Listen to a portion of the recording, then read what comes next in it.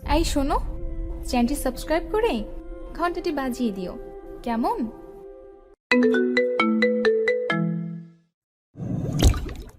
আচ্ছা আচ্ছা, থামো এখন, খেয়ে নাও। খেয়ে দুজন একসাথে বসে কাঁদবো। পিউলি হাতের উল্টো পাশ দিয়ে নাক ঘষতে থাকে। নীলাফ্রের দিকে এক মনে চেয়ে আছে নাইল। শীতল সমীরণ তার পরনের পাতলা টি শার্ট দুলিয়ে যাচ্ছে। নিজের ঘরের বারান্দায় দাঁড়িয়ে উদাস চিত্তে ভেবে চলছে সবটা জানার পর অর্হিতার রিয়াকশন কি হবে। পিউলিকে মেনে নিতে পারবে নিজের সন্তানের মতো করে? নায়েল চায় না পিউলি কখনো জানতে পারে যাকে সে বাবা বলে জানে সে তার জন্মদাতা নয়। নিহিতা শুধু তার বোন ছিল না, তার শরীরের অর্ধাংশ ছিল। মায়ের জঠরে তো পাশাপাশি বেড়ে উঠেছে তারা, তাহলে আজ কেন বিচ্ছিন্ন? এই কি শুধু জগতের নিয়ম, নাকি কারো সঙ্গোপনে করা মায়ের জাল? বই শব্দটা ছোট হলেও এর মাহাত্ম্য অনেক। একটা বই হতে পারে আপনার সুখের সারথি, পরক্ষণে দুঃখেরও হতে পারে। একটা বই হতে পারে আপনার আত্মার খোরাক, আবার মস্তিষ্কের সঠিক বিকাশও। একাকিত্ব ঘোচানোর জন্য বই উত্তম। আপনার নিঃসঙ্গ রাতের সঙ্গী বই, ক্লান্ত দিনের সাথী বই, অবসরের বন্ধু বই। বই বই বই, বই পড়ার প্রতি দারুণ ঝোঁক অর্হিতার। তাই তার ঘরে একাডেমিক বই পাশাপাশি বাংলা আর ইংরেজি সাহিত্যের নানান জনের বইয়ের বিচরণ। বাড়ি থেকে আসার সময় সাথে করে বই নিয়ে আসতে ভোলেনি অর্হিতা। এলোমেলো করে রাখা বাড়িতে তার তেমন কাজ নেই। রোজ ঘুম থেকে উঠে সকালের নাস্তা করে নিজের কক্ষে এসে বই নিয়ে বসে সে। দুপুর নাগাদ দুই একটা বই তো পড়া হয়ে যায়, এরপর গোসল, খাওয়া আর ঘুম, এভাবে চলছে। পিউলি মাঝে মাঝে এসে টুকটুক করে কথা বলে যায়। মেয়েটার প্রতি মায়া জন্মেছে অর্হিতার, তবে নাইলের প্রতি রাগ কমেনি। কিঞ্চিত ফাঁক করা দরজা হালকা ঠেলে ভিতরে প্রবেশ করে রীতি। তার আখি যুগলে ব্যস্ত হয়ে অবলোকন করছে অর্হিতাকে। মেয়েটা সারাদিন ঘরে কি করে? রীতিকে দেখে তেমন কোনো প্রতিক্রিয়া করল না অর্হিতা। নরম স্বরে বলল, বসো। রীতি চমকে বলল, এত বই? অর্হিতা মুচকি হেসে বলল, যার কেউ নেই তার বই আছে। একা একা থাকি তো, তাই সঙ্গী বানিয়ে নিলাম। সব নিজের টাকায় কিনে নি, কিছু গিফটেরও আছে। রীতি স্থির দৃষ্টিতে চেয়ে রইল। অর্হিতা বইগুলো নির্দিষ্ট জায়গায় রেখে ধপাস করে বিছানায় এসে বসে। গা চিপচিপে লাগছে, তপ্ত বায়ুতে তাপিত দেহ। অর্হিতা অক্ষি কোটর ঘুরিয়ে বলল, দাঁড়িয়ে আছো কেন, বসো। রীতি নরম পায়ে এসে বিছানার অপর পাশে বসে। অর্হিতার দিকে প্রশস্ত চোখে তাকায়। মেয়েটা কি চঞ্চল? রীতি স্নিগ্ধ কণ্ঠে প্রশ্ন করে, তুমি কি এখনো নাইলের উপর রেগে আছো? তাচ্ছিল্যপূর্ণ হাসল অর্হিতা, শ্লেষাত্মক গলায় বলল, এ বাবা, আমি রাগ করব কেন? আমার কি রাগ করার অধিকার আছে? আর রাগ সবার উপর করা যায় না। রাগ ও অভিমান দুটো কাছাকাছি শব্দ হলেও অভিন্ন। দুটোই শব্দেই ভরপুর অনুভূতি। রাগ তাদের মানায় যাদের রাগ ভাঙানোর মানুষ আছে, প্রিয় মানুষ আছে।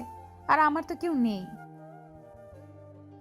আমি যদি 3 দিন না খেয়েও থাকি, আমার মামা মামি কখনো বলতো না, এই অহরি খেয়ে নে। আসলে কি বলতো, আমাদের মতো মেয়েদের রাগ থাকতে নেই। আমাদের শোভা দেয় না এসব। আমাদের পেছনে তো আর আমাদের মা দুধের গ্লাস হাতে ছুটে বেড়ায় না। অর্হিতা চমৎকার করে হাসে। মেয়েটা কি স্বাভাবিক, যেন কোনো কষ্ট নেই। রীতির মুক্ত চাহনি স্নেহার্ত গলায় পড়ল, নাইল আসলে পিউলিকে অনেক ভালোবাসে। তা তো জানি, তাই তো মেয়ের জন্য মা নিয়ে এসেছে। পিউলিকে তোমার পছন্দ নয়? অর্হিতা শুষ্ক চোখে চাইল, কেমন বেখাপ্পা গলায় পড়ল, তুমি যদি জিজ্ঞেস করতে আমার নায়েলকে পছন্দ কিনা, তাহলে হয়তো তার একটা ভালো জবাব আমি তোমাকে দিতে পারতাম। নায়েল দেখতে সুদর্শন হলেও কিছু একটা ঘাপলা আছে। ভাবো তো, 3 মাসেই কেমন অদ্ভুত ফোন দিয়ে এটে আমাকে এই বাড়িতে নিয়ে এলো। কিন্তু পিউলি সম্পর্কে নো কমেন্ট। আসলে আমি বুঝতে পারছি না আমার আসলে কি করা উচিত। এসব স্বামীর সংসার, তার উপর বাচ্চা কাচ্চা, আমার ঠিক হজম হয় না। হবে কি করে বলো তো? আমার কি পরিবার ছিল না নাকি? সারাদিন ভরে বাড়ির কাজ, রাত হলে পড়া, ঘুম, উজালা হতেই আবার সব একই। এসব প্রেম ভালোবাসা, ইনিয়ে বিনিয়ে প্রেম প্রীতি ঠিক জমে না আমার ক্ষেত্রে। কিন্তু নায়েলকে দেখো, অদ্ভুত বোকা লোক। সেই আমাকেই নিয়ে এলো নিজের মেয়ের জন্য। ব্যাটার না আমও যায়, ছালাও যায়। রীতি স্পষ্ট দৃষ্টি দিয়ে তাকিয়ে থাকে। তার চোখের চাহনিতে উজ্জ্বলতা, আগ্রহ সত্তা। মিহি গলায় বলল, তুমি এইভাবে কেন কথা বলো? অর্হিতা মাথার বালিশটা কোলের মধ্যে গুজে নিয়ে বলল, কেমন করে? এই যে কেমন যেন। নাইল এসব পছন্দ করে না। কেন? নাইল সবসময় পিউলির সাথে নম্র স্বরে কথা বলে। ফিক করে হেসে ফেলে অর্হিতা। রীতির চোখের পাল্লা নাচিয়ে পড়ল, হাসছো যে? হাসছি তোমাদের টাকার কুমির নায়েলের কথা ভেবে। মেয়েকে ভালো কথা শেখাবে তাই বাড়ির সবাইকে এরকম বন্দুকের মুখেই রাখেন। আর দেখো কাকে বিয়ে করে নিয়ে এসেছে। না আছে আমার কথার ছিরি, না আছে চাল চলনের। তবে আমি এমনই, কিছু করার নাই। ফুরফুরে হাসে অর্হিতা। রীতি মনে মনে সন্দিগ্ধ হয়, এত পাংচুয়াল ছেলে নাইল এমন একটা মেয়েকে বিয়ে কেন করলো। অর্হিতা চুপ হয়, গলার স্বরে গভীরতা আনে। বলল, কোন ক্লাসে তুমি? 3rd ইয়ার। তাই নাকি? তাহলে তো তুমি করে বলাই যায়। কতদিন ধরে আছো এই বাড়িতে? আমি যতটুকু শুনেছি তুমি নায়েলের কাজিন, তাই না? হ্যাঁ, আমি এসএসসি পাশ করেই এখানে এসে সিটি কলেজে ভর্তি হয়েছিলাম। তখন থেকে এই বাড়িতে। ও আচ্ছা, পিউলির মাকে তুমি দেখেছো? নায়েল আর তার বিয়ে কবে হয়েছিল বলতে পারবে? না মানে জানতে চাচ্ছিলাম, বেচারা বোধহয় বউকে খুব ভালোবাসে, তাই হয়তো এতদিন একাই ছিল। আফটার অল পুরুষ মানুষ, আর কত। অর্হিতা বাঁকা হাসল।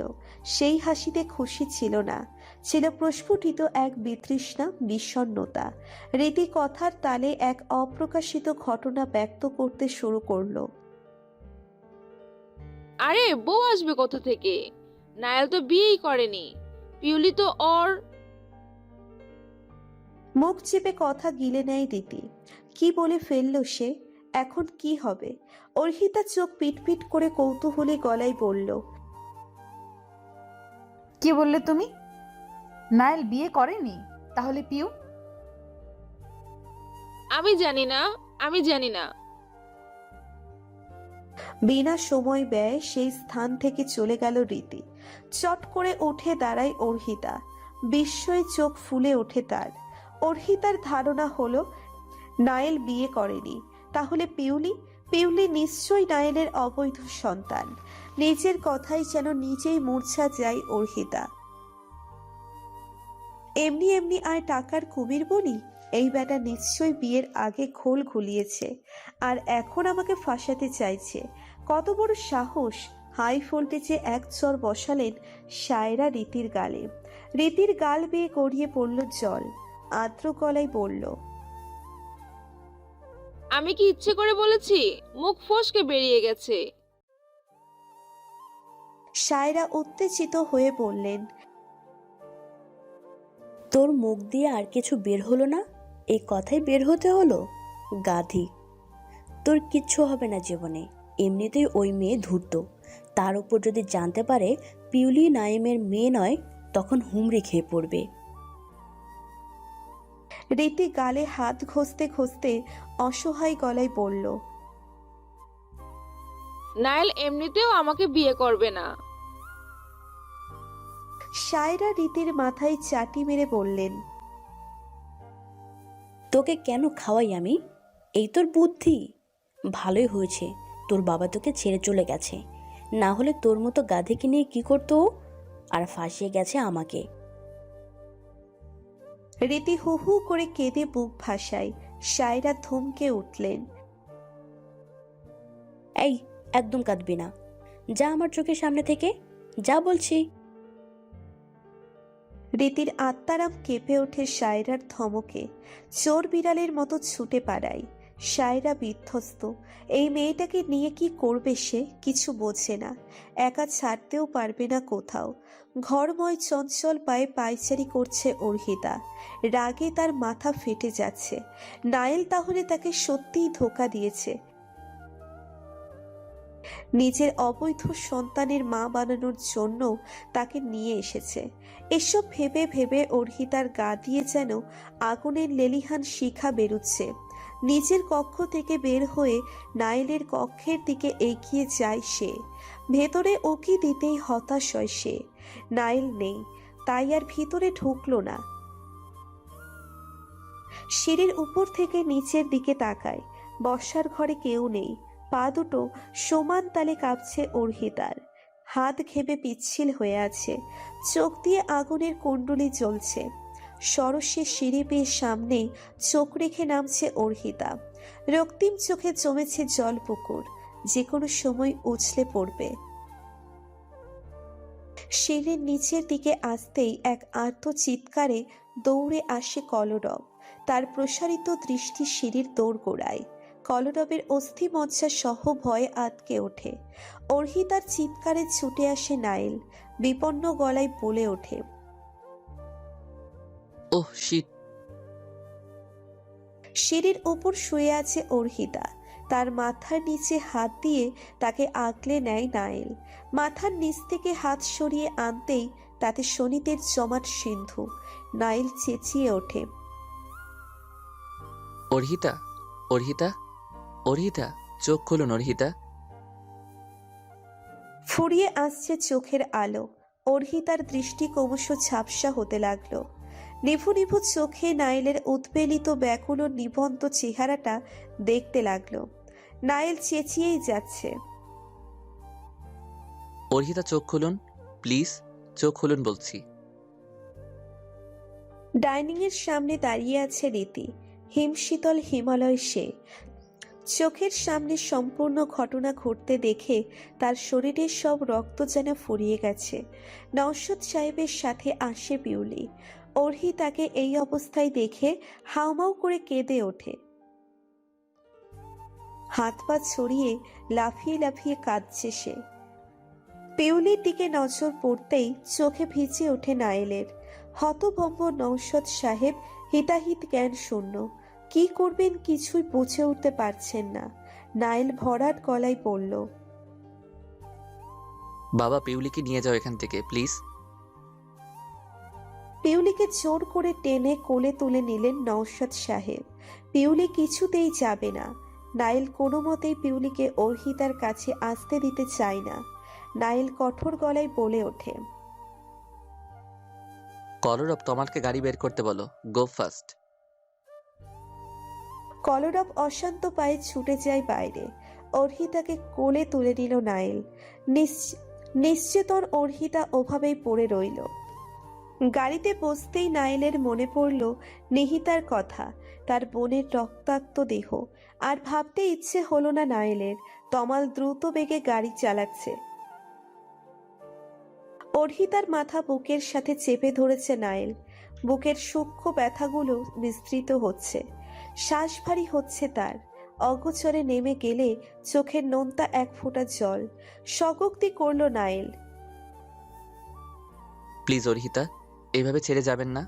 আপনাকে যে আমার অনেক কথা বলার আছে, চোখ খুলুন অর্হিতা। সবাই এভাবে আমাকে ছেড়ে যেতে পারে না অর্হিতা। আমার পিউটা মরে যাবে আপনাকে ছাড়া। প্লিজ দয়া করুন, আপনার গিরগিটির উপর একটু দয়া করুন। দুই হাত দিয়ে নিজের সাথে পিষে ধরে অর্হিতাকে নাইল। যেন বুকের এই দুর্ভেদ্য পাটাতন ভেঙে অর্হিতাকে ঢুকিয়ে নেবে বক্ষ পিঞ্জিরায়।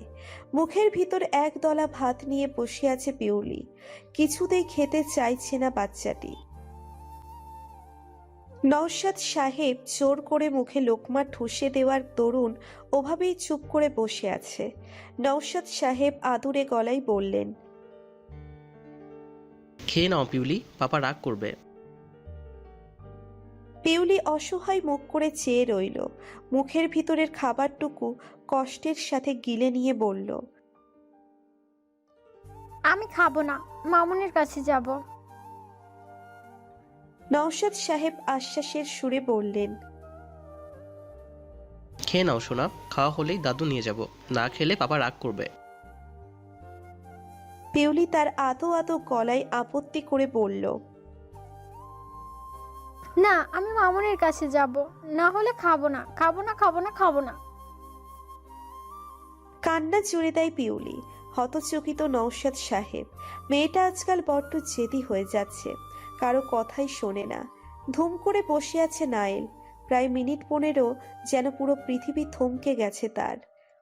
আতশোয়া বসে পা শটান করে ছড়িয়ে রেখেছে অর্হিতা। মাথায় গোলাকার গজ বাঁধা, দুই পাশে ছড়ানো চুলের মাঝ গলিয়ে নিগুড় দৃষ্টিতে চেয়ে আছে নাইলের দিকে। নাইল স্থির, নিষ্কম্প, শান্ত।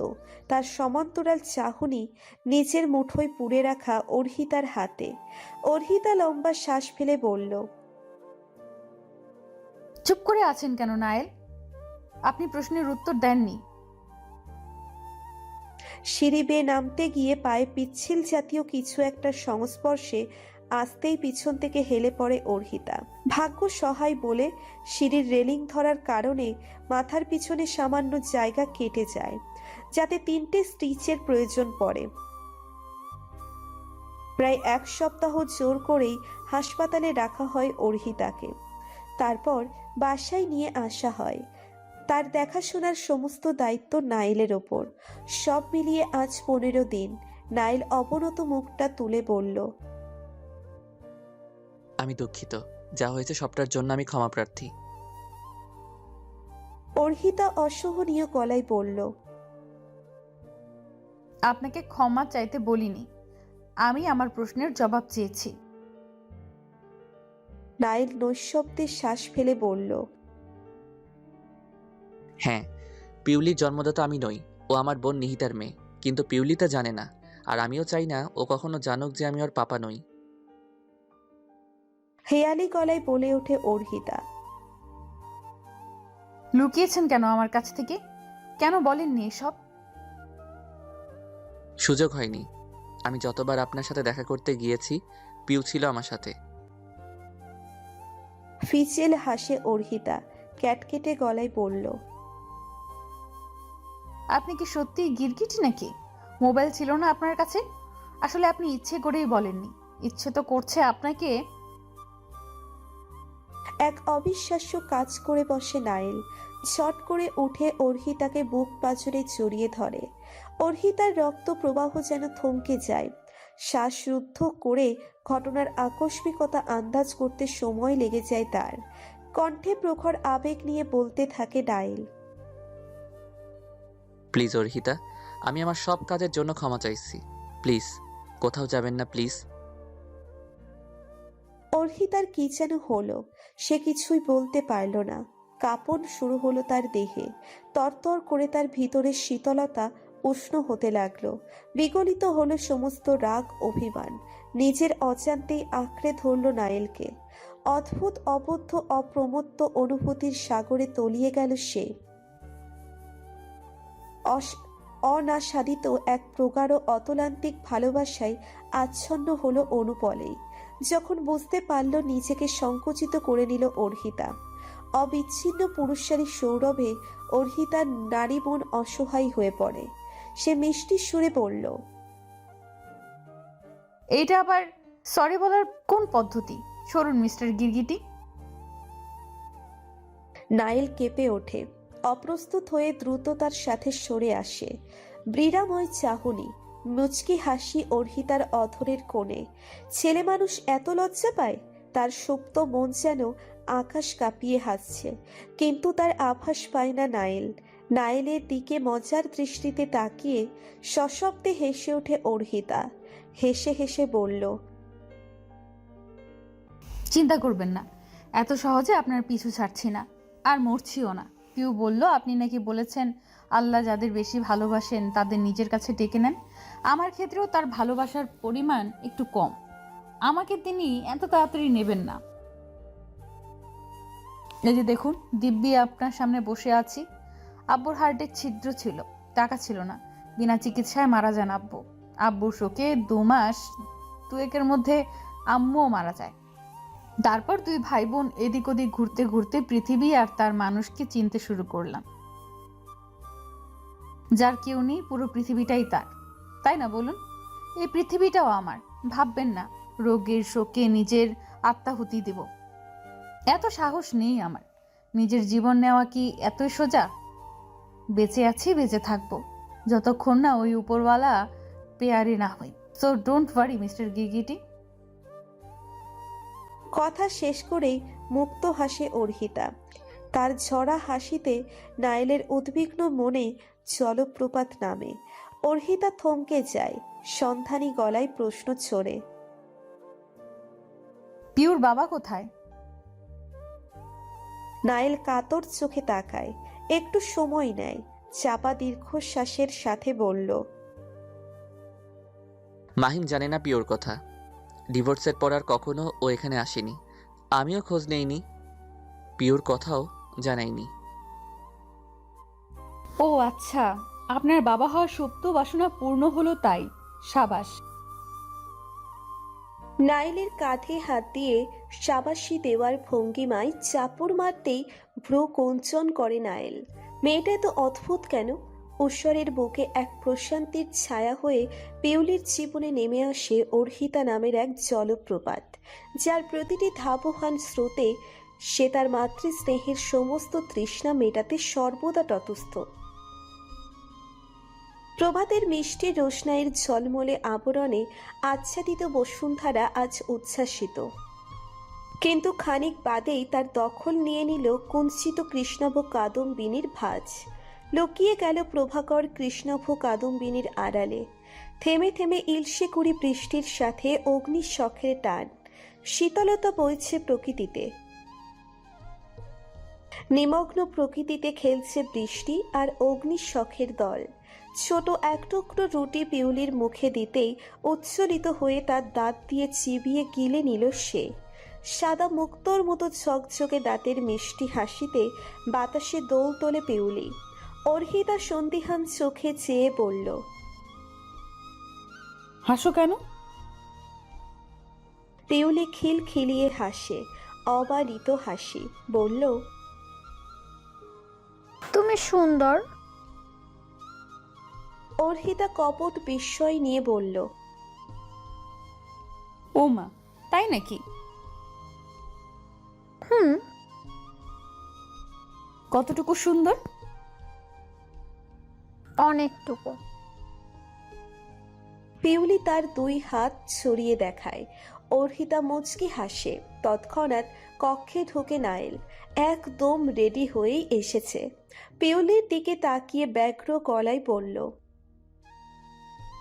চলো পিউ, পাপার দেরি হচ্ছে।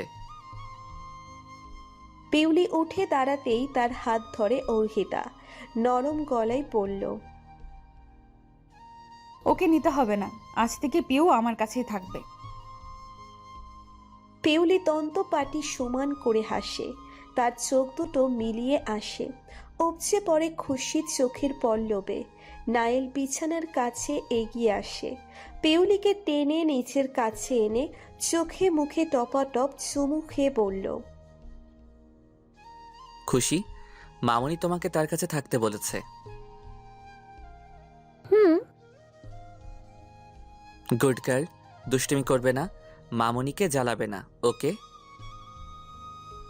হুম। মাই হার্ট, পাপা যাচ্ছি, বাই। বাই। নাইলের বুকের ওপর থেকে যেন পাথর সরে আসলো। দীর্ঘ স্বস্তির সাথে বলল, অর্হিতা, প্রিয়র খেয়াল রাখবেন।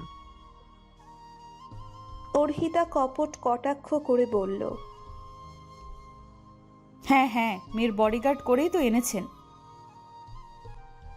নাইল ঠোঁট কামড়ে হাসে, ঝুঁকে অর্হিতার কানের কাছে গিয়ে বলল, তাহলে মেয়ের বাবার বডি স্প্রে হয়ে যান, আই ডোন্ট মাইন্ড। অর্হিতা দাঁত কিরমির করে তাকায়, অসহ্য গলায় বলল, অশ্লীল। নাইল ধুম করেই পিউলির দিকে তাকায়। অর্হিতা জিভ কামড়ে চোখ পিটপিট করে অস্ফুট গলায় বলল, সরি, আর বলবো না। নাইল মাথা ঝাঁকায়, মিষ্টি হেসে বলল, পাপা যাচ্ছি পিউ, বাই। ওকে। কলেজে যাওয়ার তাড়া রীতির, কোনো মতে ছুটে চললেই যেন হলো। দরজার কাছ থেকে দেখতে পেল নাইল নিচে নামছে। বুকে ধাক্কা লাগে রীতির, কাতর চোখ দুটো ফিরিয়ে নিয়ে পা বাড়াতেই নাইলের শক্ত কণ্ঠের আহ্বান, দাঁড়াও রীতি। রীতি থমকায়, ফিরে তাকায় ছলো ছলো লোচনে, আগ্রহী সত্তা অনড়, টলটলো গলায় বলল, কিছু বলবে? নাইল সামনে এসে অনুদ্বেগ সুরে বলল, চলো, আজ আমি তোমাকে কলেজ পৌঁছে দিচ্ছি। রীতির অবাকের মাত্রা অভ্রভেদী, লক্ষ্যভ্রষ্ট তীরের ন্যায় চিন্তিত চোখে চেয়ে বলল, কেন? এমনি, ইচ্ছে হলো। রীতি আপত্তি করে বলল, প্রয়োজন নেই, আমি একাই যেতে পারবো। আমি তোমাকে আমার সাথে যেতে বলেছি, চলো। বললাম তো না। নাইল শুনল না, খপ করে রীতির হাত ধরে। রীতিবদ্ধ শ্বাসে তাকিয়ে রয়, বিস্মিত বিমূঢ় সে। নাইল কখনো এমন আচরণ করে না। গাড়ির জানালা দিয়ে ফুরফুরে বাতাস, তাতে আছে সিক্ত সকালের মিষ্টি ঘ্রাণ, ঝকঝকে পরিষ্কার আকাশে তোলোর মতো মেঘের ছড়াছড়ি। কুসুম কোমল সূর্যের রশ্মি একটু একটু করে তার প্রতিফলন ঘটাচ্ছে রীতির চোখে মুখে। নাইলের শক্ত দৃষ্টি ফ্রন্ট মিররে, কণ্ঠে কাঠিন্যতা রেখে বলল, এসব করলে কেন? চট করে নাইলের দিকে নজর ফেলে রীতি, চকচকে চাহনি রেখে বলল, কি করেছি আমি? নাইল গাড়ি থামায়, স্টিয়ারিং থেকে হাত সরিয়ে কাত হয়ে রীতির দিকে চেয়ে বলল, সেদিন তুমি ছিলে সেখানে, তাই না? রীতি ফুঁসলে উঠে বলল, আমি ছিলাম বলে আমি এসব করেছি, তুমি ভাবলে কি করে? নাইল তপ্ত শ্বাস ফেলে, নাকের পাটা ফুলিয়ে বৃতৃষ্ণা গলায় বলল, তা তো তুমি ভালো করে জানো। সিঁড়ির উপর তেল ছিল, আর ঘরে একমাত্র তোমারই আনাগোনা, আর রান্নাঘরেও। রীতি রাগে অগ্নিশর্মা হয়ে পড়ল, রান্নাঘরে আমার যাতায়াত বলে আমি এসব করেছি, তুমি ভাবলে কি করে? রান্নাঘরে তো মাঝে মাঝে পিউলিও যায়, তাহলে ওকে কেন সন্দেহ করছো না? জাস্ট শাট আপ ইয়ার, তুমি কি বলছো তা বুঝে বলছো তো? রীতির চোখ বেয়ে ছমছমিয়ে শ্রাবণের ধারা নামে। নাইল এভাবে তাকে বলতে পারে না, অবশ্য বলবে নাই বা কেন। আশ্রিতাদের দিয়ে এর চেয়ে ভালো আচরণ আদেও কি প্রাপ্য? কুচকুচে আধারে অবগাহনে মত্ত বিভাবরী, তার আধার ফুঁড়ে মশাল জ্বালিয়ে সগৌরবে উকি দিচ্ছে সুধানিধি। ঘন কালো আধারে অস্পষ্ট আবছায়ায় বাসায় ফিরেছে নাইল। জরুরি মিটিং থাকায় আজ একটু দেরি হয়েছে ফিরতে। বসার ঘরের কৃত্রিম বাতির প্রখর আলো, সিঁড়ি বেয়ে নিজের কক্ষের উদ্দেশ্যে পা চালাতে থাকে নাইল। ক্লান্ত শ্রান্ত শরীরের উৎফুল্লতা প্রয়োজন। গায়ের ব্লেজার খুলে তোয়ালে হাতে ওয়াশরুমে ঢুকে নাইল লম্বা শাওয়ার নিয়ে বের হয়। সময় প্রহরী তখন জানান দিচ্ছে রাতের মধ্যপ্রহরের। চুলের পানি শুকিয়ে একটা পাতলা টি শার্ট গায়ে গলিয়ে নেয় নাইল। অর্হিতার কক্ষের সামনে দাঁড়িয়ে ইতস্তত বোধ হয় তার। পিউলিকে আনতে হবে। মেয়েটা মামুনিকে পাওয়ার খুশিতে যেন সব ভুলে গেছে। নক করতেই ভেতর থেকে সাড়া পায় নাইল। জড়তা ছেড়ে ফেলে ভিতরে ঢুকে একটু অবাকই হয় সে। পিউলি ঘুমুচ্ছে, তার পাশে আধোচ্ছাগরিত অর্হিতা, তার চোখে মুখে তন্দ্রালু ভাব। নাইল মৃদু মধুর গলায় বলল, সরি, আমার আসতে একটু দেরি হয়ে গেল। আমি পিউকে নিয়ে যাচ্ছি। অর্হিতা ঘুমো ঘুমো গলায় বাধা প্রদান করে বলল, না, আজ থেকে পিউ আমার কাছেই থাকবে। ও আপনাকে ঘুমাতে দেবে না, রাতে চালাবে। এত চিন্তা? সেটাই তো আমাকে ওর মা বানানোর আগে ভাবা উচিত ছিল তাহলে। ট্রাউসারে এক হাত গোছে অনুতপ্ত চোখে তাকায় নাইল। জিজ্ঞাসু গলায় বলল,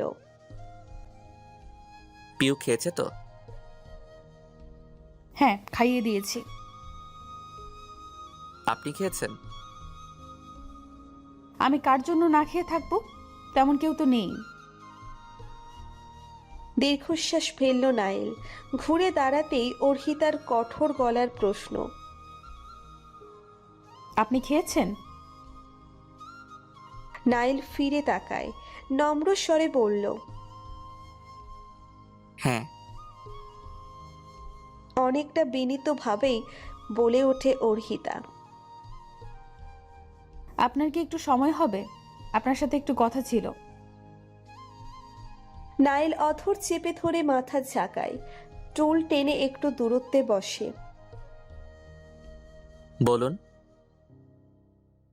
অর্হিতা ছড়ানো পা গুটিয়ে নিয়ে কণ্ঠ খাদে নামিয়ে বলল, রীতিকে আপনি কি বলেছেন? চোখে হাসে নাইল। তার ভাবভঙ্গি এমন যেন সে জানত রীতি এমনটা করবে। নাইল সরস গলায় বলল, কি বলেছে ও আপনাকে? মেয়েটা যথেষ্ট ভালো। আপনার ওকে এভাবে দোষারোপ করা উচিত হয়নি। নাইল তার উপরের ঠোঁট কামড়ে ধরে কিছুক্ষণ চুপ করে রইল। পরক্ষণে সরল গলায় বলল, আমি জানি রীতি এমন কাজ করতে পারে না। তাহলে? আমি চাই ও এই বাড়ি থেকে দূরে থাকুক। কিন্তু কেন? নাইল পূর্ণ নজর ক্ষেপণ করে অর্হিতার দিকে, কিন্তু কোনো প্রতিক্রিয়া করল না। অর্হিতা গুমুট হাসল, ভাবাবেশ ছাড়া বলল, একটা মেয়ের পক্ষে একা একটা সমাজে বসবাস করা এত সহজ নয় নায়েল। ওকে আপনি হোস্টেলে যাওয়ার কথা বলেছেন। মেয়েটার বয়স হিসাবে এখনো অনেক নাজুক। কাজটা আপনার ঠিক হয়নি।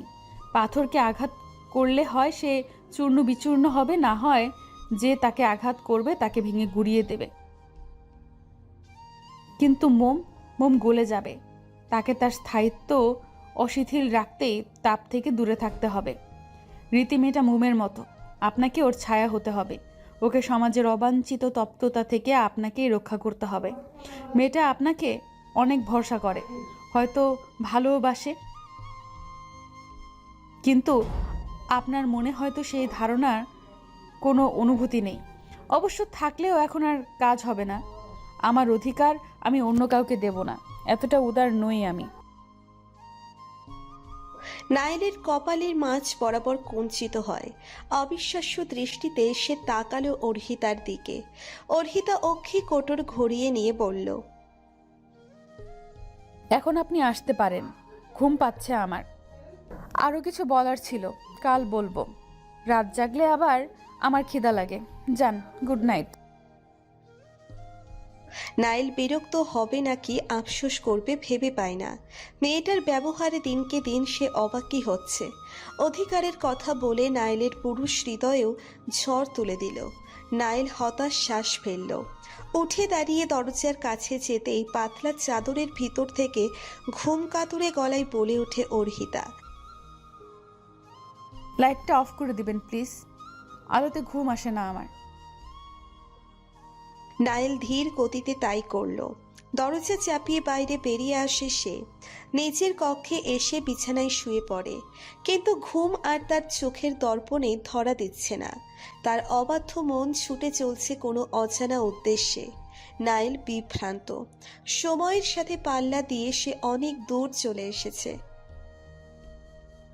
এখন তো নিজেকে নিয়ে ভাবা উচিত তার। টেবিলের উপর মাথা দিয়ে বসে আছে রীতি। অতন্ত্রী নক্তের শেষে এক ক্লান্ত প্রভাত। মাথায় আলতো স্পর্শে সচেতন হয় রীতি। লালিমায় ছাওয়া দুই আঁখির মৃদু চাহনিতে মাথা তুলে দেখতে পেল নায়েল দাঁড়িয়ে আছে। রীতি দ্রুত উঠে দাঁড়ায়। বুকের ভেতর অযাচিত অভাবনীয় যন্ত্রণা তরতরিয়ে মেলছে তার শাখা প্রশাখা। জল ছেপে এলো নেত্র কোটর থেতে, তা সগৌরবে আটকে নিল। ব্যস্ততা দেখিয়ে সরে আসে নায়েলের কাছ থেকে। কঠিন মনোভাবের সাথে বলল, চিন্তা করো না, আমি ব্যাগ গুছিয়ে রেখেছি, আজই চলে যাব আমি। নায়েল অপ্রস্তুত চোখে চেয়ে বলল, কালকের জন্য আমি দুঃখিত। রীতি চোরালো চাহনি নিক্ষেপ করলো নায়েলের দিকে। নায়েল স্পষ্ট দেখতে পেল সে চাহনিতে এক সাগর তাচ্ছিল্য। তাতে হাবুডুবু খেতে লাগলো নায়েল। আকণ্ঠ সে সমুদ্র জলে নিমজ্জিত নায়েল বিনীত সুরে বলল, আই এম এক্সট্রিমলি সরি। আমি তোমাকে ওভাবে বলতে চাইনি। আসলে অর্হিতাকে ওভাবে দেখে আমার মাথা ঠিক ছিল না। বিদ্রুপপূর্ণ হাসল রীতি। নায়েল নিমগ্ন দৃষ্টি রেখে বলল, খাবে চলো।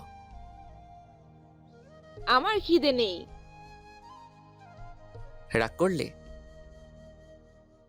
রীতি হেয়ালি গলায় বলল, তোমার উপর রাগ করার অধিকার নেই আমার। নায়েল মুচকি হাসল, সরব গলায় বলল, অধিকার দিতে হয় না, অধিকার আদায় করে নিতে হয়। নতুন বসন্তের উত্তুরে হাওয়া যেন এক নিমেষে ছুঁয়ে গেল রীতিকে। চকচকে চোখে চেয়ে বলল, তাহলে চলে যেতে বললে কেন? নায়েল বাম হাতে নিচের বাম কানের লতি টেনে ধরে এক চোখ বন্ধ করে স্নিগ্ধ স্বরে বলল, সরি। রীতি উৎফুল্ল হাসল। এই মানুষটার সাথে সে রাগ করে থাকতে পারে না। তার প্রণয়িনী তো হতে পারেনি, তবে তার চেয়ে একটু কম হলেও সে আছে। নায়েলের অস্তিত্বের কোথাও সে নিজেকে অনুভব করে। নায়েল প্রশস্ত গলায় আদর মাখিয়ে বলল, এখন তো চলো। কলরব বলল সকালে খাওনি। রীতি দ্বিরুক্তি করল না। খাবার টেবিলে বসে আছে দুজন। রীতির সামনে পরীক্ষা, তা নিয়েই কথা বলছে আর খেয়ে যাচ্ছে দুজন। সিঁড়ির ওপর থেকে তাদের দিকে একজোড়া তীক্ষ্ণ চোখ তাকিয়ে আছে। অকারণেই মেজাজ তিরিক্ষি হচ্ছে অর্হিতার। এত হাসাহাসির কি আছে? খাচ্ছে তো খাবেই না। এত রংঢং কিসের? ফুঁসে যাচ্ছে নিজের অন্তর জ্বালাই অর্হিতা। টকবক করছে তার মস্তিষ্ক। সিঁড়ি ভেঙে ধীর গতিতে নেমে আসে সে। রীতির ঠোঁটের কোণে জ্যাম লেগে আছে, তার টিস্যু দিয়ে মুছে দেয় নায়েল। তা দেখে যেন মাথা ফেটে যাচ্ছিল অর্হিতার। বিড়বিড় করে বলল, গিরগিটির হাব ভাব দেখেছ? এমনি মনে হয় যেন পৃথিবীর শ্রেষ্ঠ সাধু পুরুষ, আর এখন সুযোগ পেয়ে কচি মেয়ের ঠোঁটে হাত। বেয়াদব গিরগিটি। দপদপ পা ফেলে টেবিলের সামনে এসে ঝাঁঝিয়ে ওঠে অর্হিতা। আপনার সাথে কথা আছে আমার, ঘরে আসুন। চকিতে দুই জোড়া বিস্মিত চোখ অর্হিতার রঞ্জিত মুখটা দেখে ভ্রু কুঞ্চন করে। নায়েল সংকীর্ণ গলায় বলল, কিছু হয়েছে? না, হবে না, আপনি ঘরে আসুন। রীতি চোখের কোটর ছোট্ট করে নায়েলের দিকে তাকায়। নায়েল অবিচলিত। অর্হিতার কণ্ঠের ঠাট সে ধরতে পারলেও কারণ বুঝতে পারেনি। মাখন লাগানো ব্রেডে কামড় বসিয়ে প্রশ্ন ছড়ে নায়েল, পিউ কোথায়? রাগে অর্হিতার চোখের পাতা অনুরণন হচ্ছে, ওষ্ঠাধর পলে পলে সংকুচিত প্রসারিত হচ্ছে, ধারালো গলায় বলে ওঠে, আপনার বাবার ঘরে। নাইল মৃদু মধুর গলায় বলল, আমার বাবা কি আপনার কিছু হয় না? অর্হিতা রাগে বিহ্বল, কেন যেন তার মস্তিষ্ক কাজ করছে না। মন থেকে শুধু চাইছে নাইল সরে যাক রীতির কাছ থেকে, কিন্তু কেন তার উত্তর নেই অর্হিতার কাছে। কর্কশ স্বরে নাইলের কথার প্রত্যুত্তর করে সে, জি না। নাইল তপ্ত শ্বাস ফেলল, নিরুত্তেজ গলায় বলল, জানতে হয় অর্হিতা, নিজের জন্য জানতে হয়, সম্পর্কের জন্য জানতে হয়, সমাজের জন্য জানতে হয়। আপনি ঘরে যান, আমি খাওয়া শেষ করে আসছি। অর্হিতা দাঁত কিরমির করে দপদপিয়ে চায় রীতির মোলায়েম দৃষ্টি। তাকে আশ্বস্ত করে নাইল বলল, খাও, ওর কথায় কিছু মনে করো না। নিচের ঘরে ততস্থ পায়ে পায়চারি করছে অর্হিতা। রাগে নিজের চুল ছিঁড়ে ফেলতে ইচ্ছে হচ্ছে, না রীতির জন্য নয়, নিজের অদ্ভুত আচরণের জন্য রাগ হচ্ছে তার। কি বলল এসব সে? ছি! অনুশোচনায় নিজেই দগ্ধ হচ্ছে অর্হিতা। দরজায় কড়াঘাত পড়ে, নিজেকে ধাতস্থ করে অর্হিতা। নাইল ভিতরে এসে অমায়িক হেসে বলল, বলুন কি বলবেন? একটু আগের অনুশোচনার বাতি ফুস করে নিভে গেল। তেতে উঠল অর্হিতা, ঋণঋণে গলায় বলল, কি করছিলেন রীতির সাথে আপনি? নাইল অবাক চোখে চেয়ে বলল, কি করছিলাম মানে? অর্হিতা তাপিত গলায় বলল, ওর গালে কেন হাত দিলেন? চাহনিতে শিথিলতা আনে নাইল। চাপা হাসে সে, কিন্তু চেহারায় গাম্ভীর্যতা ধরে রেখে বলল, গালে হাত দেইনি তো, ঠোঁটে হাত দিয়েছি। অর্হিতার রাগ এবার আকাশ ছুল। কত বড় বেয়াদব, আবার বলছে ঠোঁটে হাত দিয়েছে। ভাবনাতীত কাজ করে বসলো অর্হিতা। নাইলকে ধাক্কা মেরে পড়ল, এই আপনি যান, যান এখান থেকে। আমার মুখ থেকে কখন কি বের হবে তার আগেই বের হন এখান থেকে। আরে আপনি আমার কথা তো শুনুন। নাইলকে জবরদস্তি কক্ষ থেকে বের করে অর্হিতা। দ্রুত পায়চারি করতে করতে মাথার তালুতে ছোট ছোট চাপড় বসাতে থাকে। নিজেকেই নিজে বলতে থাকে, কুল কুল অর্হিতা, মাথা গরম করা যাবে না। গিরগিটি হলেও পুরুষ তো, তোকে মাথা ঠান্ডা রাখতে হবে। নিজের সান্ত্বনায় কাজ হলো না। ওয়াশরুমে ঢুকে শাওয়ারের নিচে দাঁড়ায় অর্হিতা। মাথাটা চলে যাচ্ছে, এখন পানি না দিলে সে নির্ঘাত ভস্ম হয়ে যাবে। নীলাভ বাতির আবছায়ায় তন্দ্রায় আচ্ছন্ন অর্হিতা। তাকে আষ্টে পৃষ্ঠে জড়িয়ে ধরেছে পিউলি। চোখের পল্লব মেলে চাইতে স্মরণালীতে টান পড়ল। অর্হিতার অনুভূত হলো সে তৃষ্ণার্ত। পিউলিকে নিজের কাছ থেকে একটু সরিয়ে উঠে বসে। আজ সারা দিনেও নাইলের সামনে যায়নি অর্হিতা। নাইলের ওপর ভীষণ ক্ষেপে আছে সে। নাইলও কিছু একটা নিয়ে ব্যস্ত, বিধায় আর আসেনি। ঘুম ছুটতেই সবার আগে এই কথাগুলোই মাথা চারা দিয়ে উঠল অর্হিতার। ভাবতে চায় না সে এই বিষয়ে, তবুও অবাধ্য মন মস্তিষ্ক কোনোটাতেই লাগাম লাগাতে পারছে না। স্বামী নামক পুরুষটার ওপর নামহীন এক কর্তৃত্ব চাই সে, কিন্তু তা কি সম্ভব? বেডসাইড টেবিল হাতড়ে যখন বুঝতে পারল পানির জগ খালি, আরেক দফা বিস্মিয়ে উঠল তার মন। জগ নিয়ে কক্ষের বাইরে আসে অর্হিতা। বসার ঘরে ক্ষীণ আলো জ্বলছে, কিন্তু তাতেও সে স্পষ্ট দেখতে পেল নাইলকে। তড়িঘড়ি করে বের হচ্ছে সদর দরজা দিয়ে। অর্হিতা গাঢ় নজরে তাকায়, সিঁড়ি বেয়ে নরম পায়ে নিচে নেমে আসে। বসার ঘরের বড় দেওয়াল ঘড়িতে ঝাপসা আলোয় দেখতে পেল রাত ৩টে। এত রাতে কোথায় গেল নাইল? অর্হিতার মনে এক বিচ্ছিরি চিন্তার উদ্ভব হলো।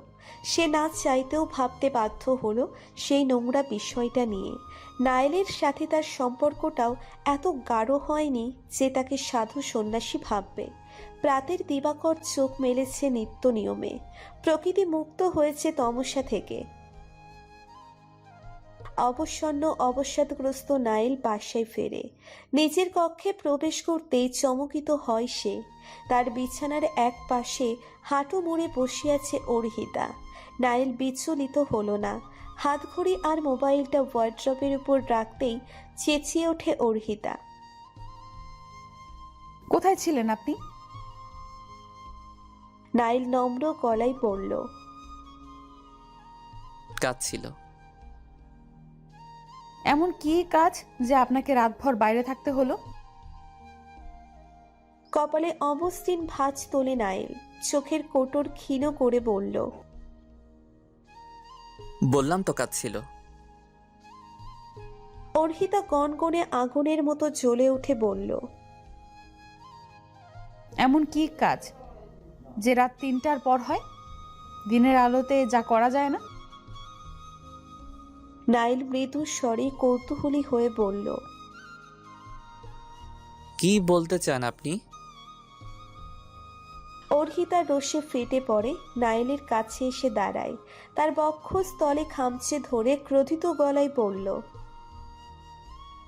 বুঝতে পারছেন না কি বলতে চাই? কখনো ঘরে কখনো বাইরে, যখন সব জায়গায় আগে থেকে রেডি করেই রেখেছেন, তাহলে আমাকে কেন বিয়ে করেছেন? শুধু মেয়ের দেখাশোনার জন্য? কাজের লোক মনে হয় আমাকে? নায়েলের চোখ বিদ্ধ হয় অর্হিতার রোদন ভরা চোখে। ছলো ছলো চোখের জল গড়িয়ে পড়ছে। নায়েল নিজেকে শান্ত রাখল। ধীর গতিতে অর্হিতার হাতটা সরিয়ে নিয়ে বলল,